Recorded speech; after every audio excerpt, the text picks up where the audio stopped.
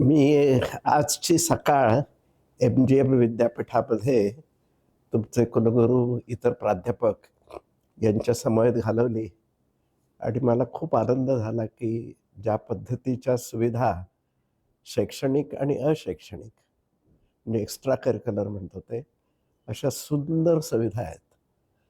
तर अशा सुविधा असल्यानंतर आता पुढं काय करायचं, असा मनामध्ये प्रश्न येतो. तर आपल्याला एक माहिती आहे, की अमेरिकेची इकॉनॉमी ही भारताच्या इकॉनॉमीच्या 30 पट आहे आणि अमेरिका दर वर्षाला 80,000 इंजिनियर तयार करते आणि आपण 3 लाख करतो. म्हणजे इंजिनियर 4 पट करतो आणि इकॉनॉमी 30 पटींनी कमी आहे. आणि इंजिनिअरिंग कॉलेजचा महत्त्वाचा उद्देश असाच असतो, की आपल्याच समाजाचे आणि आपल्याच कारखानदारीचे प्रश्न सोडवता आले पाहिजेत. तशी ताकद आपल्याला निर्माण करता आली पाहिजे. तर ही जर ताकद निर्माण करायची असेल, तर त्याच्यासाठी असे खूप छान प्रयत्न करायला पाहिजेत. म्हणजे असं आपण म्हणू, की त्याची एक स्टेपवाईज प्रोसिजर आहे. त्याप्रमाणे एक-एक टप्पा आपल्याला ओलांडता येईल. सगळ्यात पहिली गोष्ट म्हणजे, की आपण आपली स्वतःची इमेज कशी तयार करतो. ती जर मार्केटिंग टाइप असेल, आपण आपल्याबद्दल खूप छान बोलतोय आणि अ, त्या वाक्यातून असं येतं, की आम्ही किती उत्तम आहोत, सुंदर आहोत. तर ती इमेज खराब व्हायला सुरुवात होते त्याच्यापासून. तर चांगली करायची असेल, तर नम्र राहायचं आणि किती नम्र राहता येईल, आपल्याला जे ज्ञान आहे, मला समजा डिझाईन्स येतात करायला. मला कोणीही काही बोललं, तर माझं ज्ञान थोडंच जाणार आहे आणि मी जर नम्र असेन, तर खरंच माझा आदर वाढेल. तर अशी आपल्याला सुरुवात करता येते का, की एकदम आपल्याला अपेक्षित असलेली पातळी गाठणं हे कठीण आहे. पण आपण मराठवाड्यामध्ये आहोत. आपल्याकडे चांगले प्राध्यापक आहेत, चांगल्या फॅसिलिटीज आहेत, चांगलं इन्फ्रास्ट्रक्चर आहे. तर आपण मराठवाड्याचे प्रश्न सोडवूया ना सगळे. तर सुरुवात अशी करता येईल, की जे NEPमध्ये तर अगदी प्रकर्षाने दिलं आहे आणि त्याच्यासाठी 2 क्रेडिट्स दिली आहेत, की सगळ्या विद्यार्थ्यांनी 2 महिने तरी नाहीतर 1 सेमेस्टर तरी आपापल्या भागामध्ये फिरायचं आणि त्या लोकांना एकत्र करून, अरे आपल्या भागाचे खरंच प्रश्न काय आहेत? शेतीचे प्रश्न काय आहेत? नंतर अन्नाचं सगळ्यात तुम्हाला जास्त ऐकू येईल कुपोषणाचे प्रश्न आहेत इथे मराठवाड्यामध्ये. नंतर एनर्जीचे प्रश्न आहेत, ऊर्जेचे प्रश्न आहेत आणि आरोग्याचे प्रश्न आहेत. पण आता हे टायटल झालं, हे जनरल बोलणं झालं. ह्याचा काही उपयोग होत नाही. तर खेड्यापाड्यातून जाऊन आता आपल्याकडे खूप असे 2-3 हजार मुलं असणार आणि जर 10 दिशांना आपली मुलं गेली आणि मराठवाड्याच्या टोकापर्यंत एक म्हणजे मला माहिती आहे, की माझ्याकडे जी मुलं येतात, ती महाराष्ट्रातल्या सगळीकडून येतात.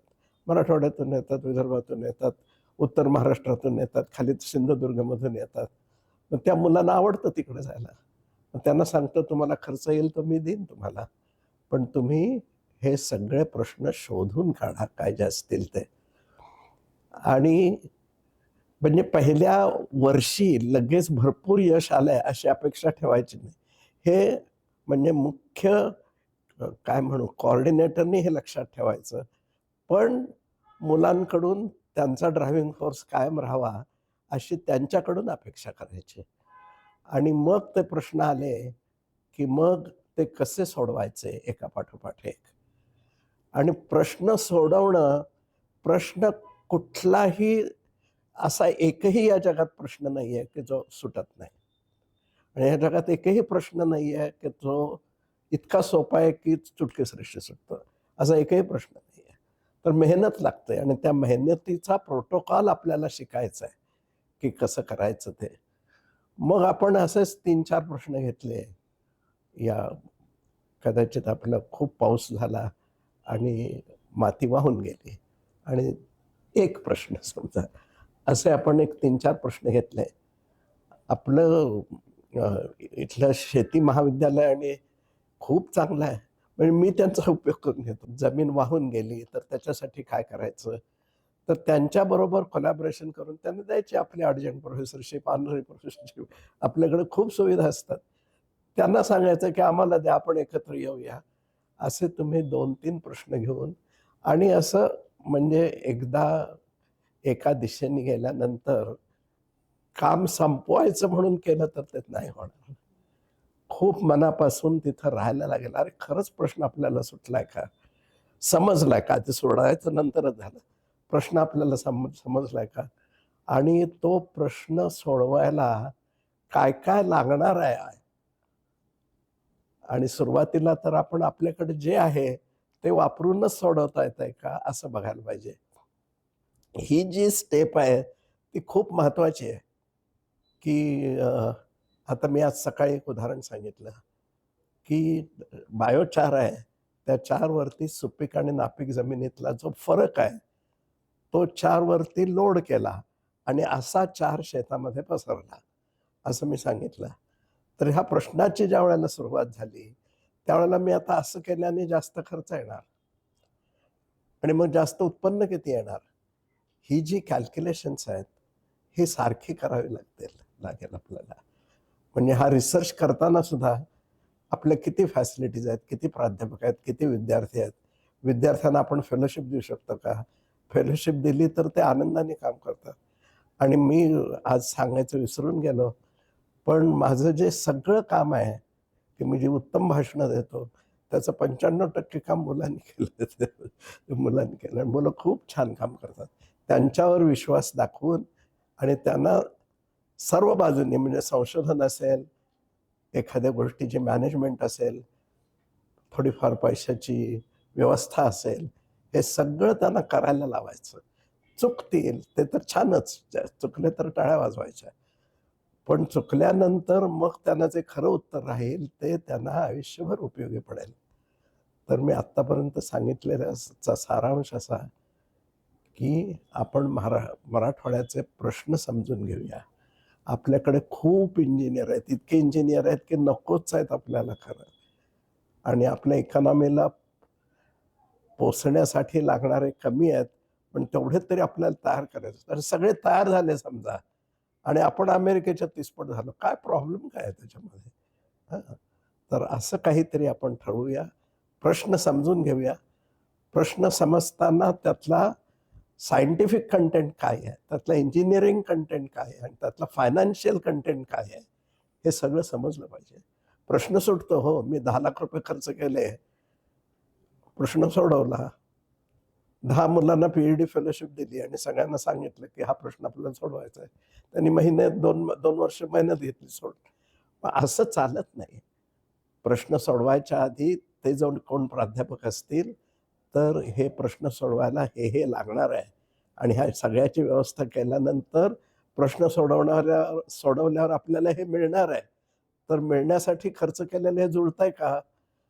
मग कुठलीही गोष्ट स्वस्त करायला पाहिजे. मग ती स्वस्त केल्यानंतर परत एकदा बघायचं, की ते जुळतंय का? मग दुसरी कुठली स्वस्त करायची? तिसरी कुठली स्वस्त करायची? ही संस्कृती आपल्याला डेव्हलप करायला लागेल. तर आपल्याला मे, जून 2 महिने सुट्टी असते. शनिवार, रविवार सुट्टी असते. ह्याच्यामध्ये खूप डेडिकेशन पाहिजे. आपल्याला नवीन संस्कृती आणायची आहे. हे आमच्या सोप्या भाषेमध्ये आमच्या आधीच्या पिढीने सगळं केलं. आय-सी-टी का मोठी झाली? तर त्यावेळेला 33 साली ब्रिटिशांचं राज्य होतं. त्यांना काही चांगला इन्स्टिट्यूट तयार करून त्यांचा काही फायदा होणार नव्हता त्या ह्याच्यातून. तर मुंबईतली जी इंडस्ट्री आहे, त्या इंडस्ट्रीनी एकत्र येऊन आमचे प्रश्न सोडवणारी संस्था काढूया, असं म्हणून त्यांनी संस्था काढली. बरोबर. आणि मुंबईमध्ये आपल्याला सगळ्यांना माहिती आहे, की कापड गिरण्या आणि कापडाशी संबंधित खूप व्यवसाय चालू होता.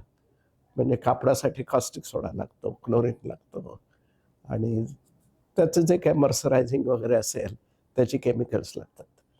तर त्यावेळेला आमची जी मेन बिल्डिंग 1.5 लाख स्क्वेअर फुटाची जर कोणी आपण बघितली असेल तर ती 40 लाखामध्ये झाली आणि 7 लाखामध्ये 5 प्रोफेसर नेमता आले.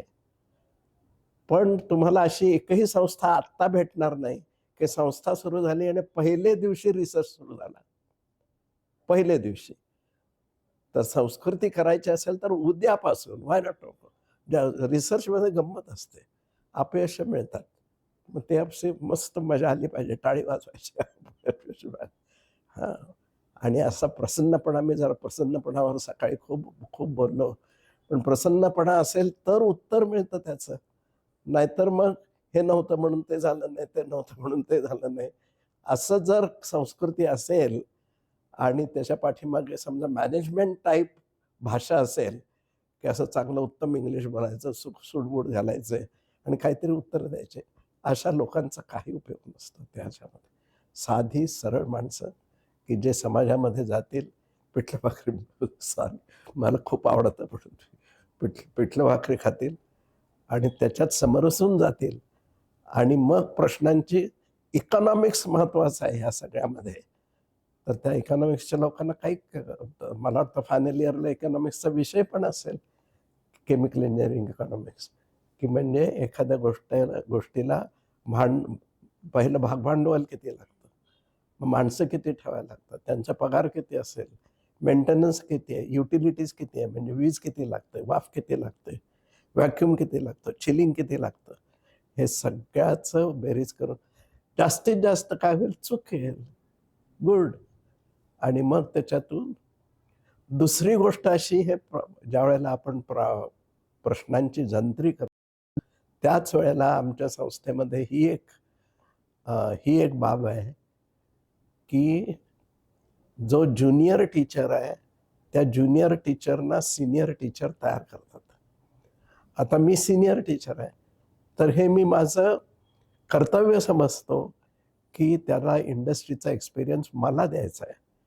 आणि आता जर माझ्या संस्थेमध्ये म्हणजे केमिकल इंजिनिअरिंगमध्ये 20 टीचर असतील, मी एकापुरतंच बोलतो, ते सगळ्याला लागू आहे. तर जे जे नवीन भरती झाले, त्या भरती झालेल्यांना खऱ्या जगाची ओळख करून देणं, समाजाची आणि इंडस्ट्रीची, हे मी कर्तव्य समजतो माझं. तर करतो काय आम्ही, की आता इंडस्ट्रीला ते डायरेक्ट बोलू शकणार नाहीत. असं आम्हाला आता जमलंय. तर मी इंडस्ट्रीला सांगतो, अरे ह्याला घ्या कामाला, आणि चुकलं तर ती माझी जबाबदारी. माझं नाव आहे, मग त्याला घेतात. कोणी चुका करत नाही. चुका करायचं ठरवलं तरी कोणी चुका करत नाही. आणि चुका करायचं ठरवलं तर ते इंडस्ट्रीवालेच थोडीच चुका करून देणार आहेत. तर त्याच्यातून दर मे, जून 2 महिन्यामध्ये त्यांनी जायचं, खूप मेहनत करायची. मुख्यतः ऑपरेटर्स बरोबर बोलून खऱ्या प्रश्नांची उकल करता येते. आपण जर तिथं गेलो तर अरे तुमचे प्रश्न काय आहेत, कोणी काही सांगणार नाही, असं नसतं ते. आपल्याला पोटात शिरावं लागतं, हे मात्र लक्षात घ्या. समाजाच्या सुद्धा पोटात शिरावं लागेल खरा प्रश्न मिळवण्यासाठी. हा तुमचा प्रश्न आहे, दे माझ्याकडे लिहून दे, मी 2 महिन्यांनी येतो आणि तुला असं उत्तर देतो. हे होणे शक्य नाही. तर ते कसं आपल्याला पोटात शिरता येईल, त्यांचे प्रश्न काढता येतील आणि एकदा प्रश्नांची उत्तरं मिळतायत अशी तुम्ही इमेज तयार केली की मग ते लोक आपल्याकडे येणार. असं ते ICTचं झालंय. आता मी 72 साली लागलो, लगेच इंडस्ट्रीचं झालं आणि त्याच्यानंतर आता तुम्हाला आश्चर्य वाटेल, भारतातला 1 नंबरचा इंजिनियर मी आहे जो कन्सल्टेशन करेल. कुठली IITच प्राध्यापक नाही, कुठल्याचाच नाही आहे प्राध्यापक. आणि मी काय मिळवतो ते सांगणार नाही. पण माझे जे जे मित्र अमेरिकेत आहेत, कुठेही जगावर आहेत, तर त्यांना जे मिळतं त्याच्यापेक्षा मला जास्त मिळतं. ह्याच्यात कशाच्या आधारे? वर्गात उत्तम शिकवलं हे जरा जास्त मन लावून ऐका. आपण जर चांगलं शिकवलं तर आपले विद्यार्थी आपले अँबॅसेडर बनतात. जिथं ते नोकरीला जातील त्या नोकरीच्या ठिकाणी ते म्हणतात, हे सर आहेत ना, ते तुमचा प्रश्न सोडवतील. नाही ऐकलं त्यांनी, दुसऱ्यांदा सांगितलं, केव्हा तरी ऐकतात. आणि जर तो खरंच सोडवणारा टीचर असेल, तर सगळ्यात महत्त्वाची गोष्ट म्हणजे वर्गात उत्तम शिकवणं. आणि वर्गात उत्तम शिकवणं तसं म्हणलं तर सोपं आहे. पण म्हटलं तर खरंच अभ्यास करायला पाहिजे. आपणच आत्मपरीक्षण करायला पाहिजे, की 1 तास शिकवण्यासाठी आपण आधी किती तयारी करतो त्या ह्याच्यामध्ये. आपण शिकवणं ह्याला बॅगेज धरतो का खरंच मनापासून करतो? ह्याला मी सुसंस्कृतता म्हणतो, की उत्तम शिकवलं, वर्गात मुलं टाळ्या वाजवतात. वर्गात. आमच्याकडे एक पद्धत काढली, की आत्ता फायनल इयरमध्ये असलेली त्यांना मतं द्यायला सांगितलं, की कुठला शिक्षक उत्तम आहे. तर आमच्या गव्हर्निंग बोर्डमध्ये सुखात्मे सर होते. ऐकून नाव माहिती असेल कदाचित तुम्हाला. तर सुखात्मे सर म्हणाले, की "तसं नका करू. ग्रॅज्युएट झाल्यानंतर कमीत कमी 10 वर्ष झाले त्यांना विचारा कुठला टीचर चांगला आहे ते. म्हणजे तुम्हाला त्याचं काय उपयोगी पडणार." आता ह्यातला प्राईजचा प्रश्न सोडून देऊ, की कोणाला उत्तम मिळतं. पण हे सगळ्या टीचरना मनापासून वाटणं, की आपण उत्तम शिकवावं. मग जो आपण विषय शिकवतो त्याच्यातल्या आपल्यालाच काही गोष्टी समजल्या नसतील. त्या न समजलेल्या गोष्टींचाच आपण रिसर्च करू शकतो का? आणि समजून घेऊ शकतो का? लिटरेचर रिव्ह्यू करू शकतो का? त्याच्यातून उत्तर काढू शकतो का? त्याच्यावर पी-एच-डी मुलं लावू शकतो का? आणि त्याच्यातून जे उत्तर आलं, जे समजलं, ते इंडस्ट्रीला सांगायचं. इंडस्ट्रीला नाही सुटलं त्याचा रिसर्च करायचं. जे रिसर्च करून इंडस्ट्रीला जाऊन समजलं ते वर्गात शिकवायचं. हे जमलं पाहिजे त्या ह्याच्यामध्ये. आणि ह्याच्यासाठी महान प्रयत्न किंवा डेडिकेशन एवढे मोठे शब्द नाही वापरायची गरज. मनापासून तयारी पाहिजे, आनंदाने तयारी पाहिजे, की अरे मजा आहे ह्या सगळ्यामध्ये. ह्याच्यात कष्ट आहेत असं वाटायला लागलं तर होणार नाही, अजिबातच होणार नाही. बायो हायड्रोजन तयार करायला केंद्र सरकारने माझ्या इन्स्टिट्यूटला 42 कोटी रुपये दिले.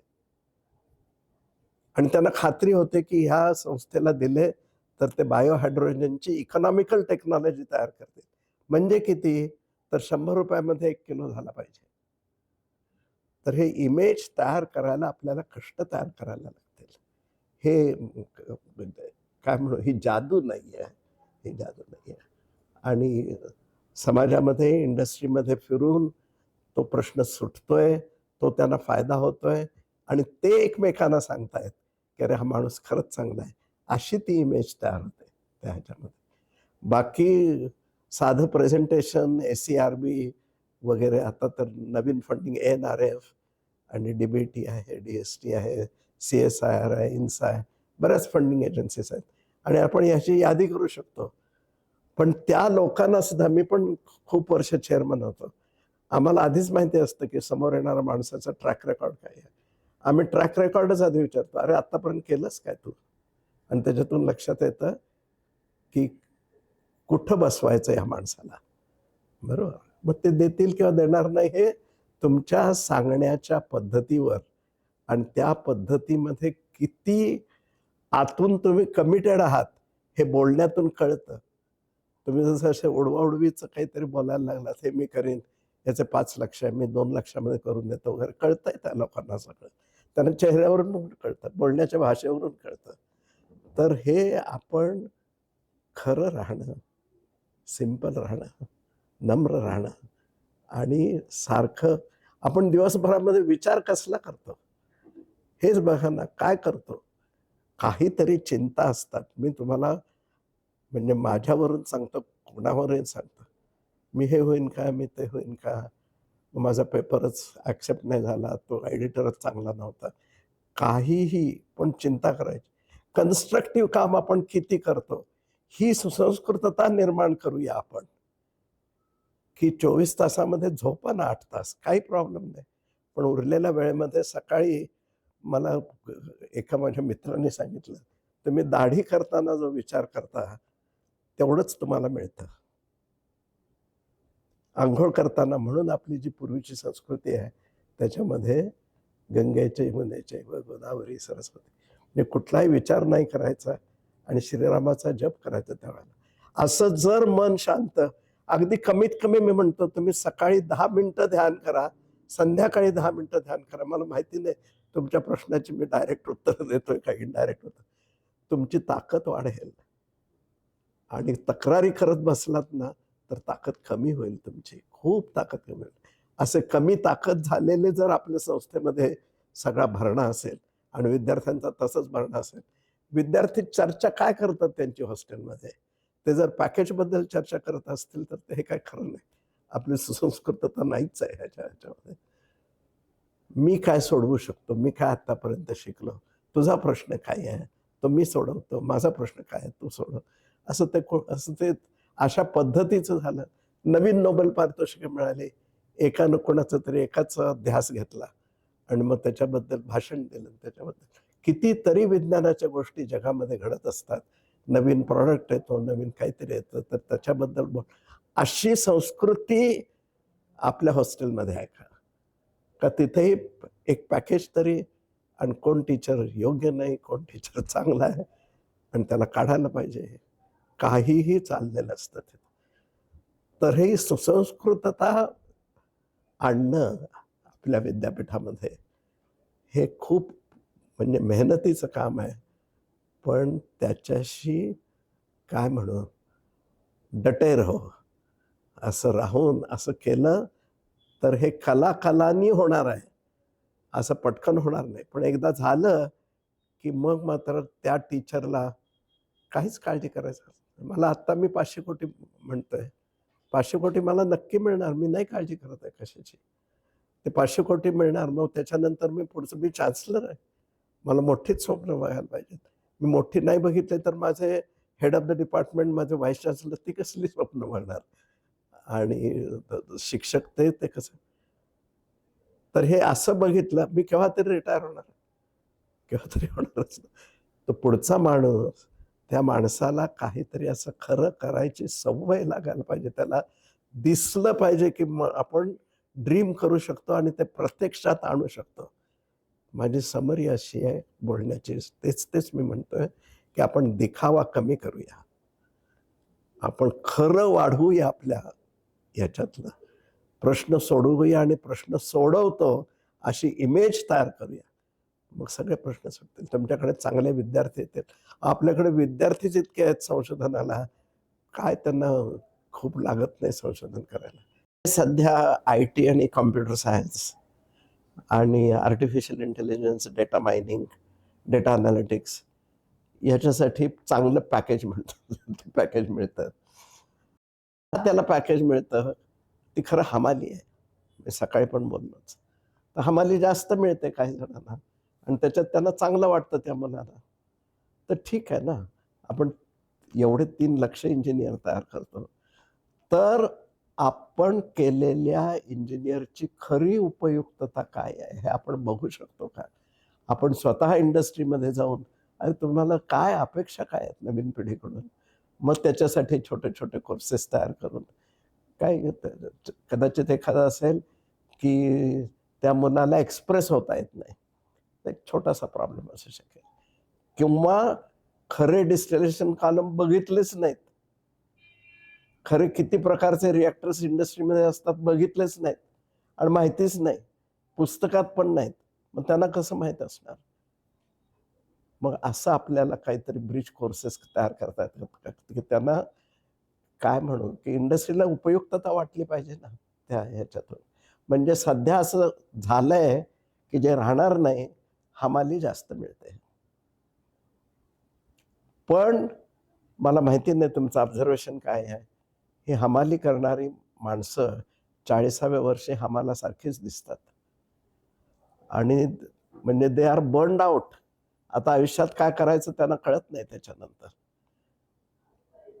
तर आपण तिकडे सगळीकडे सन्मानानेच बघूया, आनंदानेच बघूया. उगीच त्यांना नावं नको ठेवूया. त्यांचे त्यांना पैसे मिळू देत. हे काय मॅन अवर्सवर कामं करतात आणि ही मॅन अवर्सची गरज प्रगत राष्ट्रांना आहे. आणि त्यांचे जे मॅन अवर्सला पैसे देतात, त्याच्या काय 1/5 वगैरे आपल्याला देतात. त्याला 90 गुणलं की तो चांगला पगार दिसतो त्या ह्याच्यातून. मग हे असेच काय जे म्हणू, की लूज पिरियड्स येत राहणार. पण केमिकल इंडस्ट्री वाढणार आणि पुढच्या 20 वर्षामध्ये तिप्पट वाढणार हे सत्य आहे. पण इंडस्ट्रीला काय पाहिजे हे आपल्याला कळलं पाहिजे, की असते कशी, दिसते कशी, कुठं पैसे जातात, लॉजिस्टिक्सचं काय आहे, एआयचा इंडस्ट्रीमध्ये उपयोग काय आहे, आपण काय करू शकतो, हे सगळ्याला मुलांना तयार करायला पाहिजे. म्हणजे जर एआय आपण मुलांना शिकवलं केमिकल इंडस्ट्रीसाठी, तर मग कॉम्प्युटर इंजिनिअरिंग ह्यांच्यामध्ये फरक काय राहिला? हे नाही तेवढं मिळालं. मग एआय वापरून आपण जर त्यांच्या कारखान्यांची एफिशियन्सी वाढवली, भरपूर पगार मिळेल. किती पगार पाहिजे? किती पगार पाहिजे? तर आपण काय म्हणून सजग राहून बघायला पाहिजे, की खरं काय पाहिजे आणि आपण काय तयार करतो. आणि आपण काय तयार करतो इकडं आपलं लक्ष तरी आहे का? वर्गात यायचं, लेक्चर घ्यायचं, आधी मेहनत मी सारी मी बोलतोय, पण खूप असं पाट्या टाकतात खूप जण. नोट्स स्वतंत्र काढून नवीन जर्नलमधलं नवीन वाचून, अरे हे मला कळलं, असं मित्राच्या पाठीवर थाप मारून, अरे मला मजा आली, आज मला हे कळलं. असा क्षण येतो का इथे? तर हे महत्वाचं आहे सगळ्यामध्ये. तर ह्याला प्रसन्नपणा लागतो, की जो मी फक्त तेवढंच बोललो आजमध्ये, आणि प्रसन्नपणा असेल तर ह्या सगळ्या प्रश्नांना उत्तर मिळतात. इथं काय प्रश्न असेल तर चान्सलर चांगला नाही, तो चांगला नसेल तर व्हाईस चान्सलर चांगला नाही, हेड ऑफ द डिपार्टमेंट चांगला नाही. ती एक रांगच लावायची त्या ह्याच्यात. असं नाही संस्कृती होत, अशी नाही संस्कृती.